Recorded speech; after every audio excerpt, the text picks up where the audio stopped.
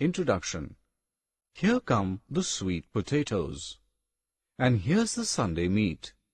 I guess we must be ready now to eat, eat, eat. We all like to eat tasty food.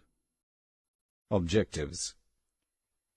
At the end of this lesson, you will be able to define food, tell sources of food, know about the protective food, differentiate between vegetarian food and non-vegetarian food. We all need food to live. We eat different types of food every day. Food gives us energy to work and play. It keeps us healthy. It helps us to grow strong. We get food from plants and animals. Friends, plants give us fruits and vegetables. They are good for us. Animals give us meat, eggs, and milk.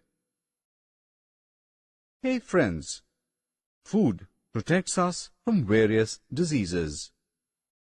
The food that protects us from falling ill is called protective food. We should eat lots of spinach, cabbage, beans, and fruits. There are two types of food. Food can either be vegetarian or non-vegetarian. Do you want to learn more about it? Come, let us learn. Fruits, vegetables, milk, and all milk products are vegetarian. Generally, we get vegetarian food from plants. Your favorite cheese and ice cream is a vegetarian food. Eggs, chicken, meat, and fish are non-vegetarian food.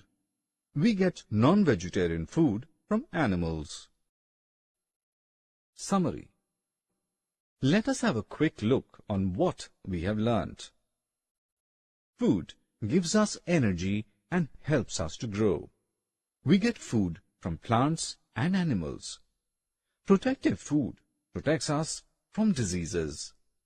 Fruits, vegetables, milk, and all milk products are vegetarian food. Eggs,